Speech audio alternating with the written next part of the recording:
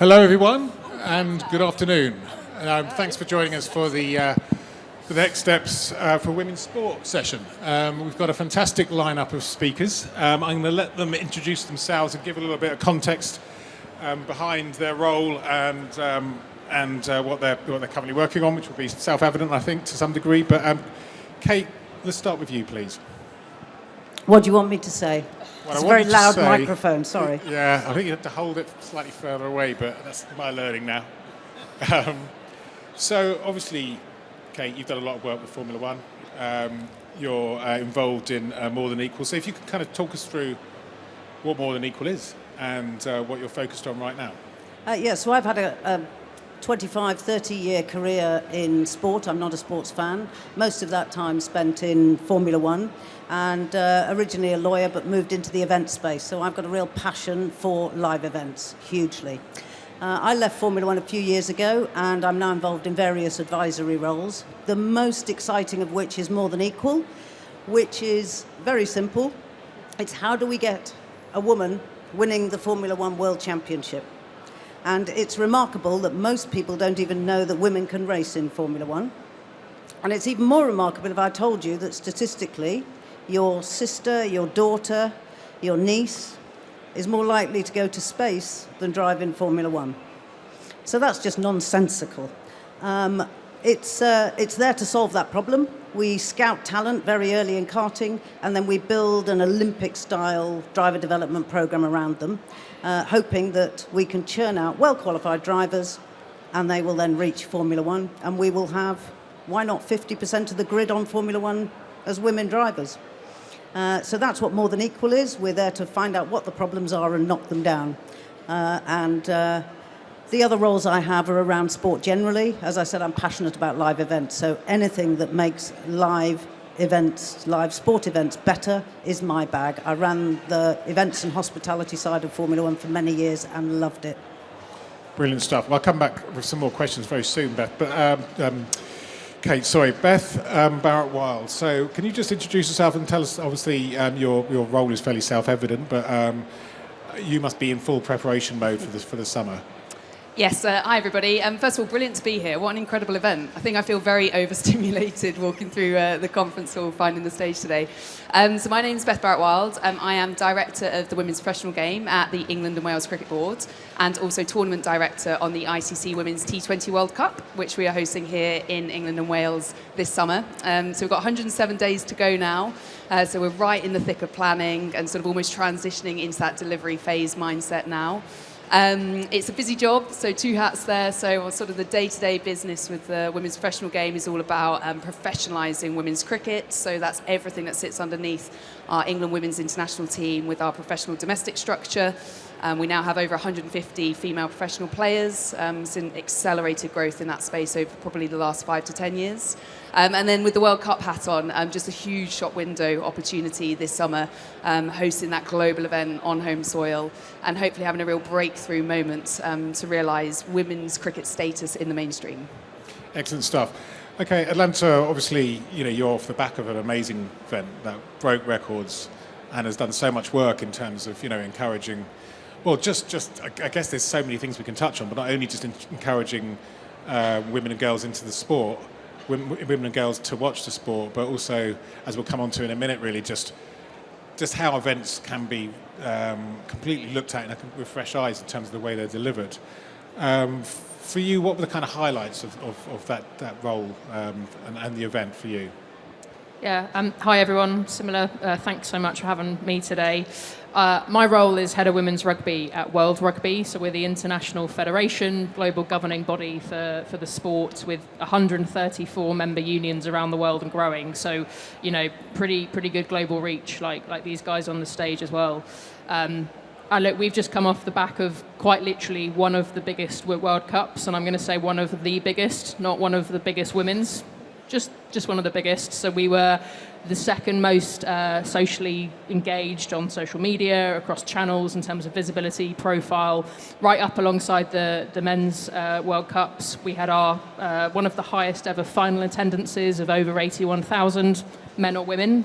And I think that's the cultural shift change. So women's sports is here, it's not going anywhere, which I love. And I think what's really important is it is absolutely at the heart of major events. It's the profile, it's the positioning, and yes, it may be female athletes on the pitch or on the field, on the track, but actually in terms of the business of sport, it is undeniable where women's sports and major events is now positioned.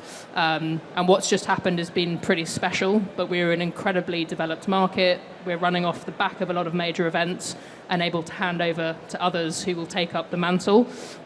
So really, really important place, market, geography, and a huge fan base. But as you've touched on, we probably brought in a whole load of new people, but crucially to rugby, not just women's rugby, but to rugby. So yes, women and girls were inspired, but what's almost more special is seeing the number of men and young boys who've just been completely won over and now love the sport, want to engage, and just fans for life in whichever way they're choosing to engage. Fantastic to hear. I mean, one of the things that we want to really drill into here is the opportunity, really, in terms of the way that you've got this huge momentum behind women's sport, and the way that you're bringing in new demographics to these events, and they're clearly going to want different things, and that enables you to the way you've got to deliver those events is potentially going to be very different. So I just want to kind of look at, in terms of the rugby particularly, having sort of been to Twickenham fairly recently, it was quite sweet in a way to kind of the sort of predictability of the demographic and the fact it was very much beer drinking, and very much kind of a very nice kind of, different fans from different teams sitting next to each other. It's all very, very harmonious. But it was fairly limited in terms of the demographic and their interest, which was very much the game and a pint of Guinness, pretty much. So when it comes to kind of the way you delivered that experience for that more broad demographic, if you like, or different demographics, can you kind of talk us through some of the ways you achieved it and how you approach things with very fresh eyes? Yeah, absolutely. And I'll call out our organising committee. So we've changed our hosting model of Rugby World Cups. It's a lot more integrated and centrally owned by World Rugby, but we still set up brilliantly fantastic organising committees. And in this instance, were spearheaded by 4 or 5 incredible powerhouses of women who led the way and have gone on to do great things. But crucially, I think we recognise that, we were just talking about it, the rugby product on the pitch has vastly improved even over the last 3, 5, 10 years. But actually, there was an opportunity to really lean into wider socio-economic, cultural style, fit, fashion, entertainment. It all latches in. So whilst we had brilliant rugby days and brilliant rugby matches, I think the campaigns, the narratives, we lent into body confidence, we lent into gender equity, we lent into career development, and as I said, it really was not all about just women. As much as that's a key focus for us, we want everybody loving women's rugby, because it's just rugby, right?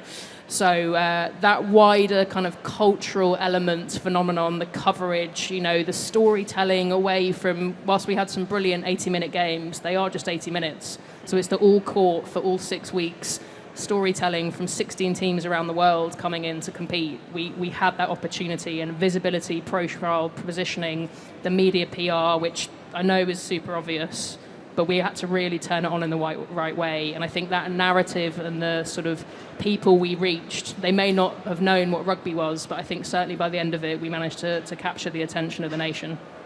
But I think I would say I went to Women's Rugby World Cup, 1 or 2 events. I've been to recent Men's Six Nations, as you did. They were delivered in some crucially different ways. They felt different.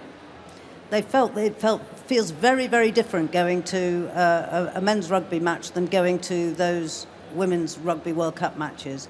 There was a festival feeling about it. The merchandise was different. The buzz was different. The sponsor activations were different. People seemed to be outside a lot more festival feel, more dwell time. It had a whole different way of delivering it, which I thought was really interesting, and I loved it. Yeah, I mean, we definitely benefited from the summer. Unfortunately, this rain every single day since January has been not as ideal. But no, I think we really lent into joy and vibrancy and even the colour. So the brand and colours of the tournament, as you say, the merchandise range was kind of the most extensive and you know, there's more work to do there, but certainly was kind of the biggest and broadest sort of offering that we'd ever done. You know, we had 44% of people had never been to a women's rugby game. Now, some of those were completely new to rugby, but a lot of them had come over from the men's game. Huge family audience demographic. So to your point, when you looked around the stands, you know, you would have seen a whole different, you know, world of people attending, from friends, family, you know, groups, school groups, rugby clubs. They really lent into it. I mean, we had 33 countries buy hospitality packages, or people from 33 countries buy hospitality packages. Record-breaking hospitality. You know, it was probably the first World Cup for the women's game that had really lent in, and we delivered across every tournament. But a sellout at Twickenham for hospitality packages alone is a real sort of show of the audience and the demographics wanting to consume and attend these games. Amazing. So, I mean, in Beth, obviously, you know, you've got these incredible events to kind of learn from, I guess. That's the kind of luxury of it. But also there's a lot, there's so much forward momentum and so much possibility really with women's sport. I'm sure you're, you know, exploring new things, obviously. What are the kind of interesting ways, I guess, you know, this event's being put together in a way that would differ from a traditional men's version of that event? Yeah, so we're certainly coming off a big wave of momentum through the Women's Rugby World Cup, and I think prior to that, actually, the UEFA Women's Euro in 2022. We are seeing this groundswell, as Atlanta's spoken about there, of attention and visibility for women's sport that we will take into the Women's T20 World Cup this summer. I think what's interesting, actually, is like we've got a much more granular understanding of who the audience is for women's cricket and women's sport now, and it is different, as Kate touched on there. It does feel different and it can look different, but it's about really understanding like who they are. So we know, for example, that at the moment ticket purchasers across the Women's T20 World Cup, 36% of those are female, 18% of those are kids. So that is, markedly different from, say, sales for an international men's fixture, which I think has around 18% female ticket purchasers, about 10% kids. So as soon as we know that, we can start designing our event day delivery around that. And that can be everything from sort of real hygiene factors around the facilities themselves. So we were talking, actually, and we were catching up in the green room before this. We're having to do quite a lot of work with our venues around infrastructure in terms of toilet provision. So I think we've got a statistic, I think we've got 60 female toilets at Emirates Old Trafford, one of our venues for the tournament, and we'll have 120 for the tournament this summer. So we're converting existing male loos into female toilets. Food and beverage. So there's a brilliant stat, actually. The last women's global cricket event that we hosted in this country was back in 2017 with the 50 over Women's Cricket World Cup, and Lords hosted the final that year, and I think that was actually probably the first big breakthrough mainstream moment for women's sports in this country, and I think it probably started that wave of momentum. But there's a stat there that they sold more cups of coffee that day than they did pints of beer. So again, just really recognising and using that kind of granular, sophisticated insight we now have into who our ticket purchasers are to design that matchday experience appropriately. The other bit, though, that I would say around that is, and this is a big mantra we're taking into the Women's T20 World Cup this summer, which is about really making sure that we're highlighting how good the sport is on the field. So Atlanta touched on that in terms of the quality of the product, and the sport itself has to be the biggest selling point. So we're positioning that very much around this mantra of like, stop selling the progress and start selling the sport. So everything we're doing to market the tournament this summer is about signalling status, scale, quality. And I think it's interesting when you come to an event like this with production and event presentation, we're really getting into the detail of what that's going to look and feel like within our match day experience now as well. And my sort of, say to the team is that we need to make sure that we're building a stage for the cricket to really shine and that we're not detracting from that. So, it is exciting. There's definitely a groundswell of momentum. We need to make sure that we're continuing that and we're creating a habitual following for women's sport now, so that aftercare and what comes next, so that we don't just have these big one-off high-profile moments. So our vision for the tournament this summer is about breaking women's cricket into the mainstream and for it to stay there. So that is about cultural permanence and relevance, which Atlanta touched on there, and what we're doing to make sure that we're maintaining that interest in women's cricket after the event, probably through a lot of our domestic products. Thank you, brilliant. And Kate, obviously at Silverstone we've seen in recent years that whole focus from Formula One. The identity of the British Grand Prix now is very much that big kind of week-long festival. We were talking about it earlier on with Nikki from Silverstone. about how that the appeal to the demographic kind of appeal has been opened up really because of that move away from pure motorsport to a big, huge music stage for 50,000 people or whatever. You know, over 7 days, there's multiple forms of entertainment being delivered. What kind of do you feel that you've seen, particularly with women's sport and your involvement with women's sport over the years? What's excited you most? What do you think? And also, I guess the other aspect of that is, what do you think the biggest opportunity is in terms of delivering events differently? I think it's limited only by ambition, because I think actually, you know, the quality of the product I completely endorse, and it goes without saying that the quality of the product is good. The quality of the product at Silverstone is good. It's the pinnacle of motorsport. But don't forget that over half the people turning up there are not avid fans. They're casual. It may be the first time they've been there. That is accentuated in women's sport. So women's sport is opening up to introduce new fans to a sport. The first touch point they have is probably on social media somewhere, or on docu-series like A Drive to Survive, or it's on TikTok or Instagram. And then they turn up to your sport at your event. They don't know that sport. They don't know much about it. They wouldn't know whether it was a good product or not a good product, perhaps, when they first turn up. But they want to feel welcome when they're there. You want to come in. Now, that's very different from the established male game. From the established male game, when you're putting the event on, the people who turn up, the fans that turn up, are more likely than not to be quite avid fans. They've been there loads of times. They're turning up again. They've got their routine. They turn up, they have their beer, they sit in the grandstand, they eat their favourite pie, and then they go home. The difference with the women's game is that you've got a new audience there who don't know your sport. And your job is to engage them and welcome them and educate them. Rugby World Cup did a brilliant job on that at the events. Everything from the commentary. The commentary wasn't patronising to new fans, but equally, although it wasn't patronising, it was informative if I don't know. I'm not a sports fan. I wouldn't be able to tell a good rugby player from a bad one, right? But I was able to watch and engage, and that's where it's breaking boundaries, and I think, or busting through boundaries. And I think more than that, it's the pointy end of the stick for sport generally, because all sport, doesn't matter whether it's male sport or female sport, needs new audiences and needs to refresh its audiences. Women's sport is the pointy end of the stick, is trying things that are not being tried by established men's sport. So it's going to feed back. It is feeding audiences to the sport, not to the women's game. And that's where I think it needs to be positioned. It is bringing new blood into the sport and delivering events in a new way that will feed up into the men's game. I mean, I just say, you know, we're all living in one of the most saturated global attention economies, right? How do we capture that audience? You know, I think women's sport is incredibly collegiate. Beth and I go way back. We've worked together very closely because we recognise the opportunity to grow together. But actually, you know, we've got to capture those fans, to Kate's point, and then you want to keep them. So if your product on the pitch or the field isn't different, but it's the whole experience, and actually how we engage, and particularly where, you know, women control trillions of dollars of spend in the world, quite literally trillions, and they tend to be 85% of discretionary spend. Exactly, is and they tend to be the decision maker in households. So if they're a family or they've got a partner, what are you doing this weekend? Well, how do you carve out to make sure they're coming to your product, to your event? It can't be traditional. It has got to be led by doing different.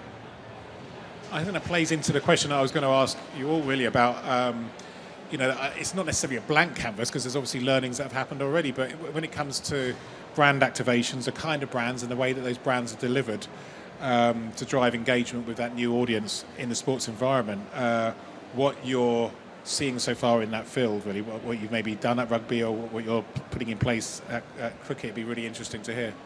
I think there's some brilliant examples actually that were delivered through the Women's Rugby World Cup. So I know that, and sort of the conglomerate of people working on that tournament, so the RFU's element of that, they did some amazing licensing deals around the Red Roses with the likes of Barbie and the Spice Girls collab. That was pretty cool stash, wasn't it? But again, just leaning into that opportunity of the slightly different audience. And I think that kind of went both ways, actually, because that obviously enabled the Red Roses to reach a different demographic, but also the other way as well. So I think, Rugby World Cup, I have very envious eyes in terms of how that event was delivered.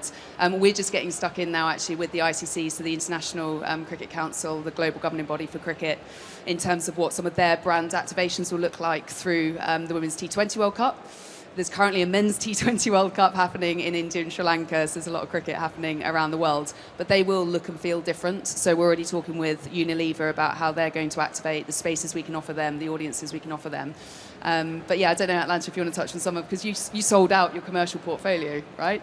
Yeah, look, we had the biggest ever commercial portfolio for a women's game with 24 partners, and I think the crucial step change for us was we had some brilliant long-standing but slightly more B2B. We really shifted into B2C, so we had Kettle Crisps. The biggest win of that is that someone walking down the supermarket who didn't know what rugby was or didn't know that a World Cup was, from their crisp packet, had it front and centre. One of my best memories before the World Cup started, that I was in a Boots in Bracknell, very, very exciting, I know, and there was a massive Intuition product stand, and then there was a radio announcement in Boots, and I have worked in women's rugby for probably close to 15 to 20 years, and genuinely, it was pretty special. It was a Saturday morning, mid-morning, and it was their position, profile, prominence in day-to-day life. And I think women's sport, but sport to your point of we've got to get new.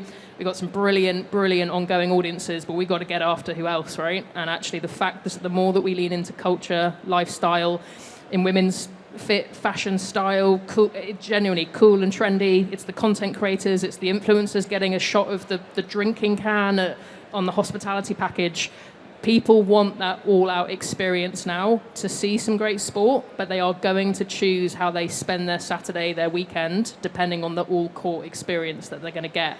And I think, the RFU did a brilliant job. I think they sold out of cowboy hats. They really lent into it. Who would have thought rugby and the Spice Girls a few years ago? I think Barbie are releasing dolls in the next few years for some of the star players, and we've seen that across women's sports, particularly led by the US sports market. So, you can't ignore this doing different part, and I think it can't no longer be from kickoff, in my instance, to full time. It's got to be the whole package from the moment they're probably leaving their house. But well, I think I read a statistic from, I think it was from the Women's Sports Trust. I don't know. I read a lot of research.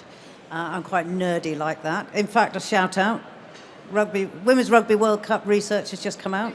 Yeah, well, yes, we just released our impact report only yesterday, but it is 80 pages, and actually our global impact report as well, just stats after stats, and we've taken a big step forward to deepen the sort of data research and the data depth. But I'll pass back to you, because women's sport is living on data at the moment. Oh, my God, that's my Wednesday night taken care of, honestly. It'd be really interesting to read that. But I read a statistic that dollar for dollar, partners are spending more on activating in women's sport than they are equivalent in the men's sport. And I think that's a little clue, but it tells you a story. And I was talking to a major sport, it's a bit confidential this, so I won't name names, but a major sport and a major financial brand, financial services brand. And here's the thing, they've been in sport for a long time, and they have their established way that they activate in sport. They get a lot of brand signage, and then they do a little bit of ambassadorial with some players, and they do some dinners, and they do some hospitality. Job done. They wanted to look at it in a different way with the women's game. And one of the challenges that they have, that they can't solve in the financial services, is the financial services is often seen as a little bit toxic for women. Toxic. So finding and retaining good female talent is a challenge in the financial services industry. So the idea is something they were able to explore with the women's game that they weren't able to with the men's. They were saying, well, we've got a lot of tickets. We've got access to more hospitality, more cost effectively. Let's do all of our job interviews at the women's games. Right, a real public demonstration that we are, that we believe in. We get a whole day with the candidates. We do, get a whole bunch of university students coming. We get to see them.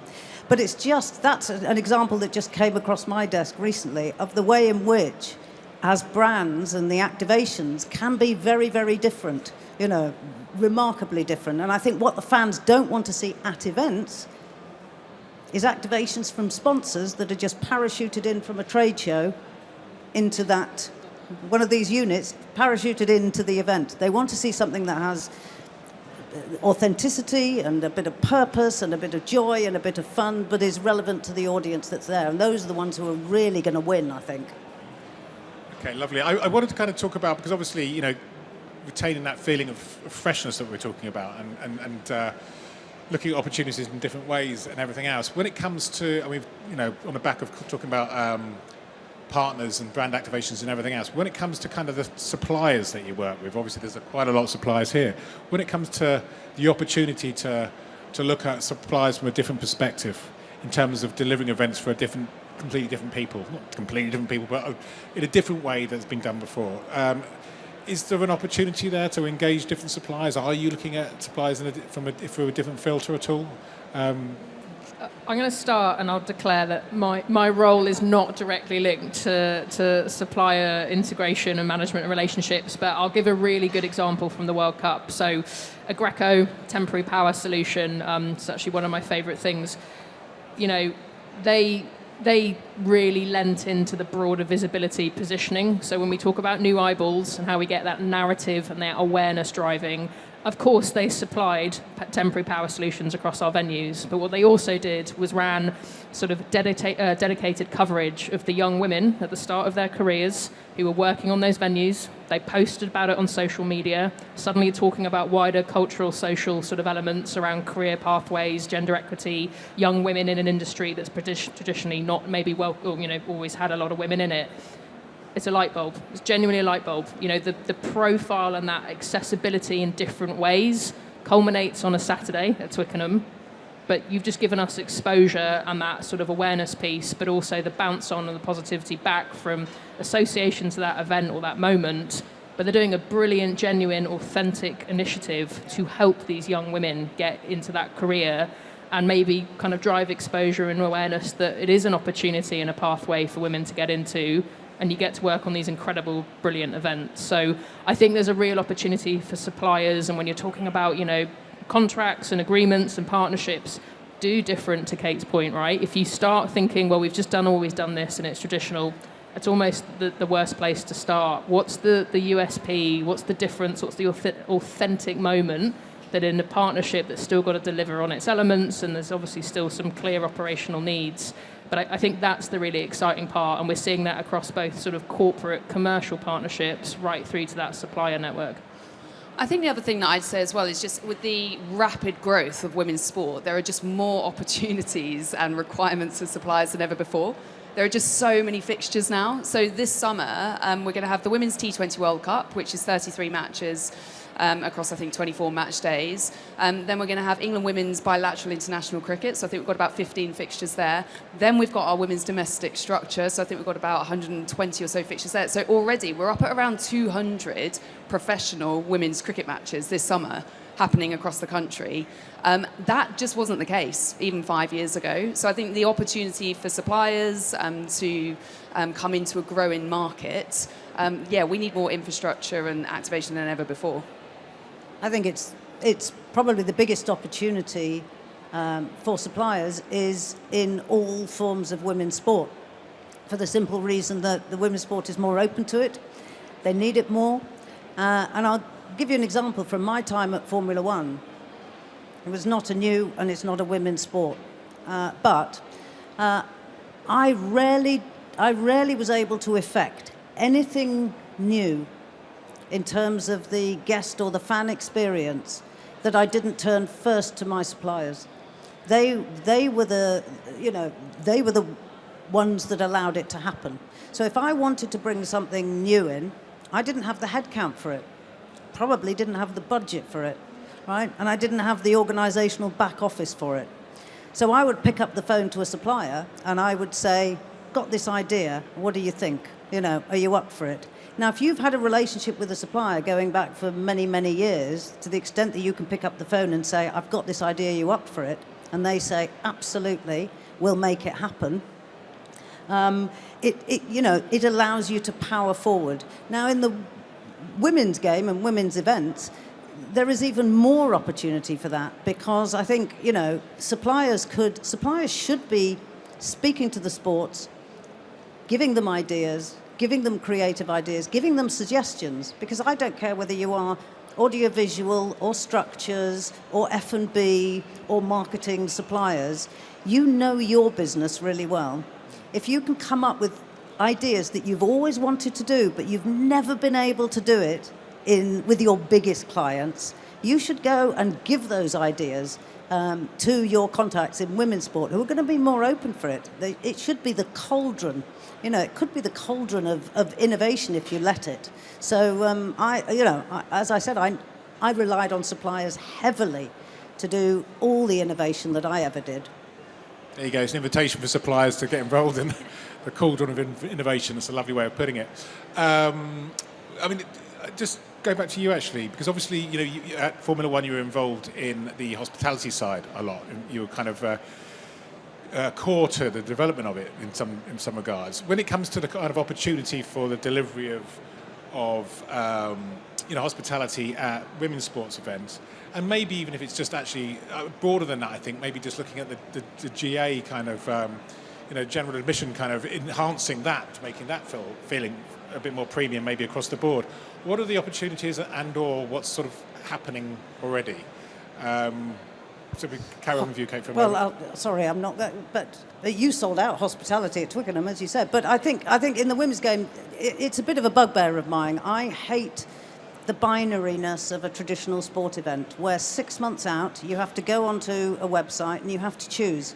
Do I want to sit in the grandstand in a grandstand seat and boil in the sun or get soaked in the rain?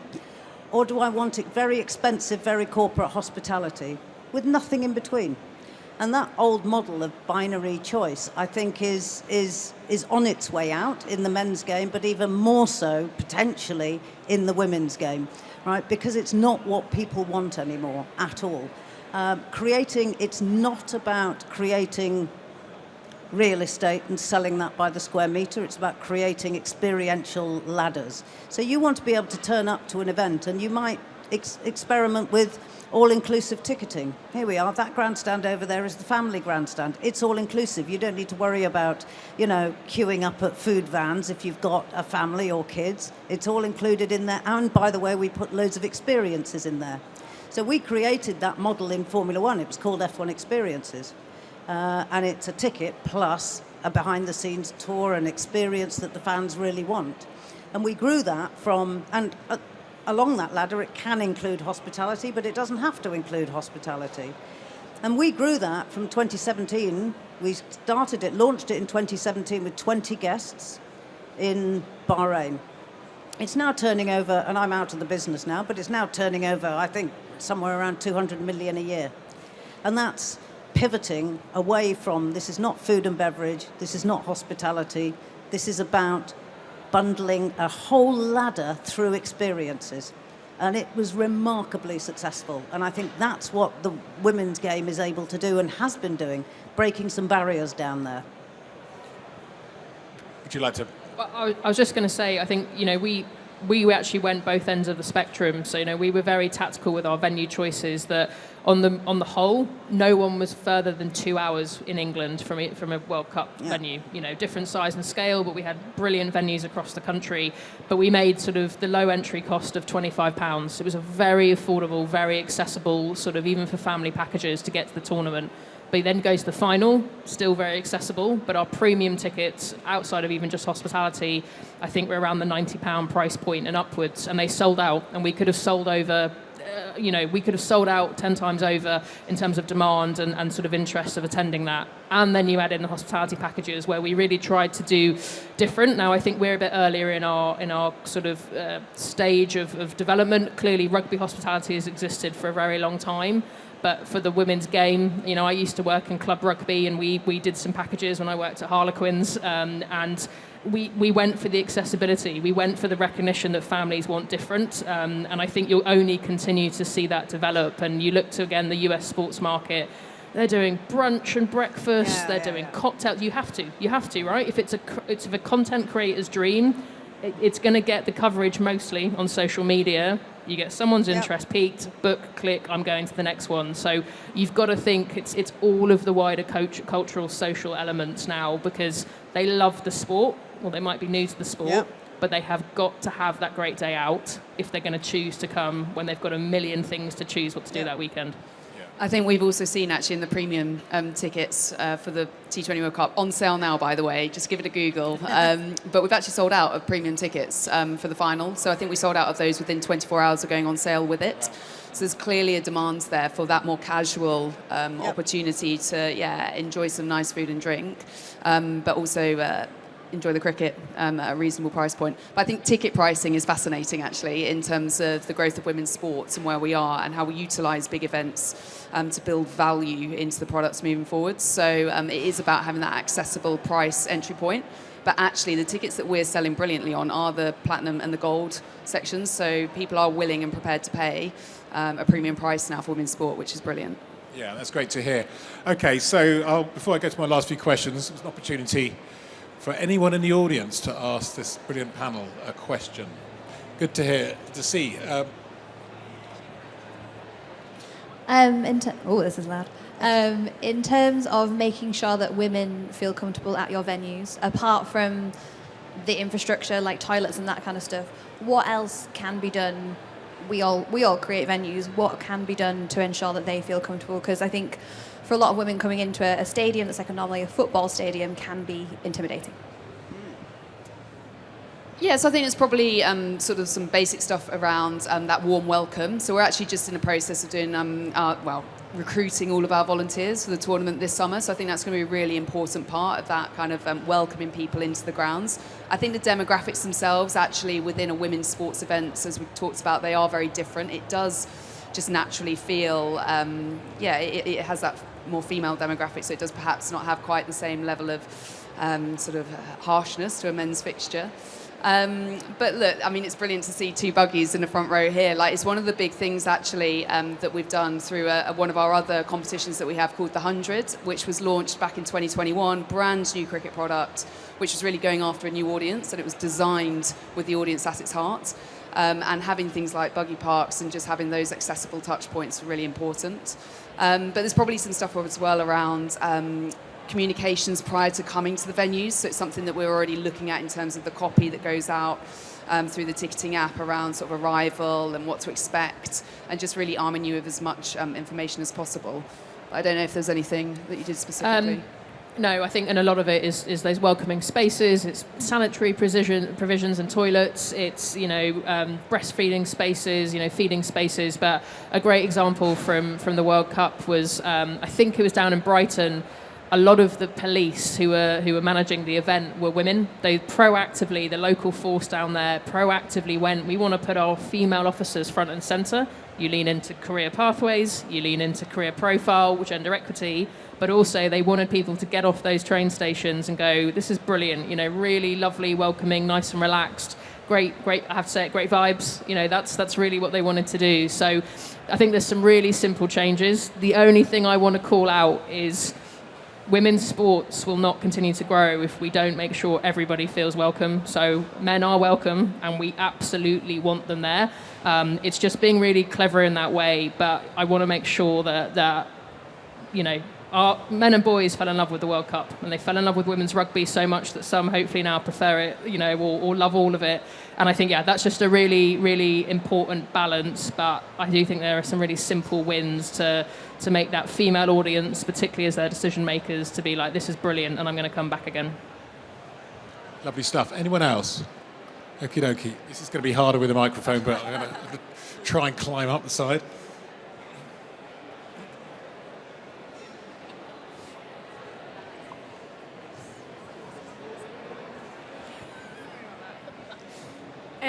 So the question is more broad, but a lot of female athletes get criticised for the amount of activation work they take on and promotional content they do outside of the games.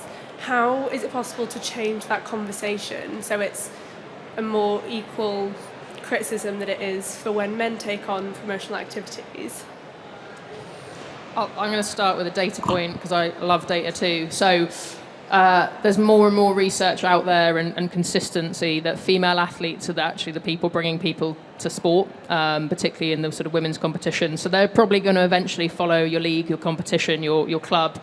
But that individual personality, they're relatable, they're certainly authentic, they're brilliant role models. So we've done a lot of work actually to protect players through social media abuse. We had a huge program running during the World Cup that was building on some work we did at the Men's World Cup in 2023. So I see it as a different angle of player personality, star iconic individuals are only going to help turbocharge that sort of fan growth. I think it's also just the reality where the women's sport globally is professionalising in different ways at different paces for the right reasons. It's got to be long-term and sustainable. But actually, these individuals are the face of your sport and the face of your brand. And there's more and more research that says if a consumer sees a female athlete using your product, advocating it, promoting it, they're going to probably talk about your brand. They're probably going to go and buy your brand. So if for anyone debating that, I'd say there's a lot out there now that's proving the point that these guys are leading the way in that sort of consumer engagement and consumer decision making. And we need to look after those athletes, but it's something that as sort of governing bodies or as organisations, let's back them in the right way. Let's look after them and appreciating we get into the nuances of contracts and things, but it's a huge opportunity and we've got to make sure it works because fans are absolutely going first and foremost in with athletes and them as being these amazing personable people and they want to see what their coffee order is and then they want to see them score a brilliant massive 6 at Lord's, right? So brilliant stuff. Okay, just one last question. Obviously, the government's launched a task force with the aim of kind of breaking down barriers between, to level the playing field, I guess, between women's and men's sport. The momentum is fantastic. I mean, this panel has been really, really enjoyable for me to present, and I hope everyone's enjoyed it. But in terms of, it's a difficult question to answer, I appreciate that, but roughly speaking, how long do you think it's going to take until there's kind of parity between men's sport and women's sport? It's literally an impossible question I know, to answer. I just felt like I'd ask it anyway. Look, I think the growth trajectory of women's sport right now is undeniable. It's unequivocal. It's happening, and it's here to stay. I genuinely think it is. I think it's too difficult a question to put an absolute timeline on it. But I know from personal experience, so I've been working in cricket for 10 years now. It is unrecognisable from when I joined the ECB back in 2014. Back in 2014, we didn't have a single professional female cricketer in this country. I actually joined the organisation's media manager for the England women's team, and I remember writing the press release to announce the first wave of professional contracts for England women's players. Today, we have our England women's centrally contracted players. We have over 150 female domestic contracted players. I did a bit of maths at the start of the year. I think we could have players earning upwards of £1 million this year playing women's cricket and having brand endorsements, etc., attached to that. So I think we have come an awfully long way in the last 10 years. Yet we are still just scratching the surface, I think, of where we can get to. I think these big global events that we have with the Women's Rugby World Cup, with the Women's T20 World Cup this summer, they are high profile, high visibility, and they will break through into that public consciousness at pace and scale. It is now about making it stick so that we're not reliant on just having one-off big events to attract big crowds, and that we can continue to attract those crowds, attract those fans back time and time again through our domestic products, through our other international opportunities. And I think a big part of that is to do with, this is a test of my multitasking, isn't it? I think a massive part of that is about the event presentation, and it is about the event production, and it is about the stage we create to demonstrate how brilliant women's sport is now. And that's absolutely everything that we're building towards with the World Cup this summer. Stop selling the progress, start selling the sport. Brilliant, brilliant stuff. Anyone like to add to that?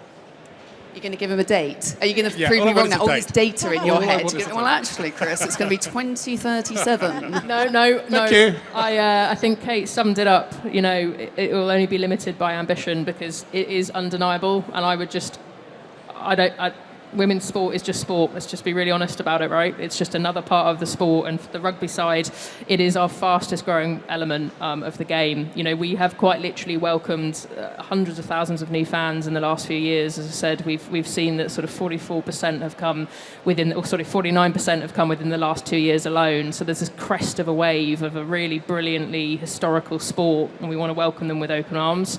So, you know, those government agencies, task force, multi-agency, sort of stakeholder networks, don't underestimate the role that they play. But we've got to back it, and we've got to go. And I know that's very easy, and I'm incredibly biased, but on paper, the data makes it undeniable. And from a business perspective, you cannot ignore the momentum and swell. And I think, you know, there's some tough sort of standards and metrics that women's sport's being held to. But again, I look to the US.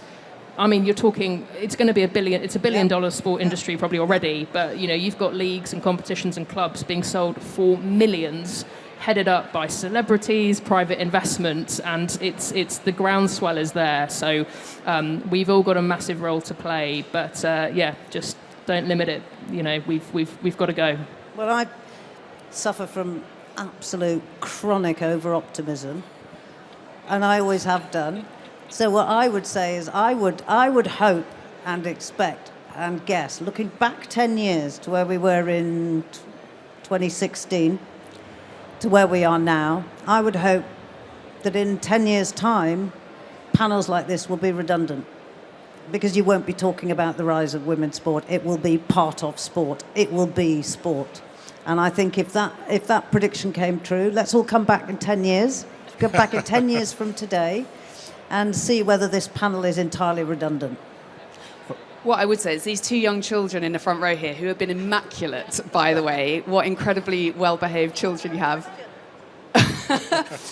They're growing up in a different world to the one which we grew up in. So, my personal background is I was the only girl at my cricket club that didn't have the opportunities to play that my male peers did. And I've got two young children, a little girl and a little boy, and my personal ambition and drive every day is to create equal access, equal profile and equal visibility and relevance for both Eden and Ben in a way that I didn't have that growing up.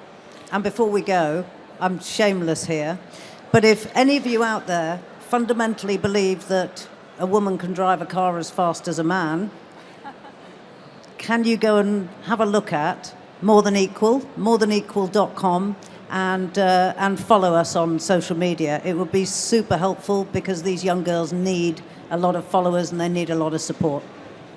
Brilliant stuff. Well, I mean, it's arguably the most exciting part of the industry. It's been great to do this panel.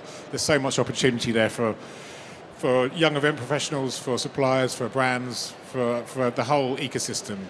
So thanks, all three of you, for joining us. It's been absolutely great. Really appreciate your time. Thank you. Thanks for having us. Thank you, everyone.